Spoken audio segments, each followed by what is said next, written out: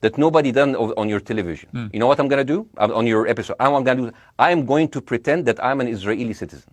I'm going to put myself in the place of an Israeli settler in the kibbutz. And I want to speak to my Prime Minister, Benjamin Netanyahu. Mr. Benjamin Netanyahu, I have voted for you because you have promised us peace and prosperity and security. On the 7th of October, those son of bitches Hamas, they went into the fence that is regularly heavily guarded. Usually if there's like a dove that comes close to it, it will be shot.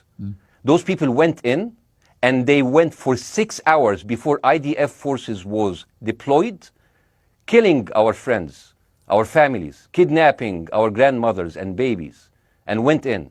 I want to ask you, Mr. Prime Minister, after you have fractured the Israeli community and you have fucked our courts, our Supreme Courts, what are you doing with the money being given to you, to the United States? Also, you are carpet bombing Gaza with absolutely no regard to our hostages, our people. I heard a rumor in the kibbutz that you're doing that you let that happen as an excuse to carpet bomb Gaza, so you push them into Sinai. And I didn't believe it. I said, not my Prime Minister, he can never do that. And then I watched an interview for Danny Ayalon. He was your chief advisor. He was also the Israeli ambassador to the United States. And you know what he said, Mr. Prime Minister? He said that the solution for those Palestinians is to go into a vast land of Sinai and live into tent cities temporarily, temporarily, wink wink, until we build Gaza again, and then we invite you back. يعني عبط احنا بقى. يعني فاهمني؟ We've seen this movie before. So يعني, and when I saw this, I couldn't explain to my fellows in the kibbutz, how come our Israeli government is trading human lives for another piece of land? So as an Israeli citizen, I need to hold my Israeli government accountable. And as an American citizen, I want to know all of these money that we are giving to Israel. We're giving them $4 billion every year.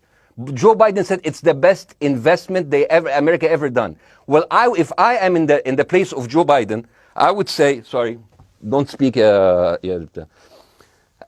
would say, if I was Joe Biden, I would go down and whisper in the ears of Netanyahu and tell them, I hate bad investments. They haunt me, like Littlefinger in Game of Thrones.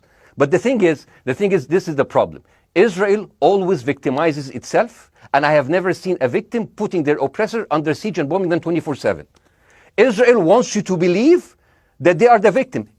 Dealing with Israel is so difficult. It's like being in a relationship with a narcissistic psychopath. He fucks you up, and then he makes you think it's your fault. All right, you Bassem, look at Israel as Superman, but they're really Homelanders. Wallahi, they are shooting Bassem, fish in a barrel, and they are annoyed with the splashes. Bassem, I want to say two things. One, if you could just slightly manage your language. We are uncensored, but if you keep swearing, I'm very sorry. We have to apologise to viewers who may be offended by that. I apologize. But I understand passions run high, so let's not get too bogged down about the odd swear word. I apologize to the viewers. I apologize to the viewers for my language. My second question is this: after the sight of dead civilians. After the break, we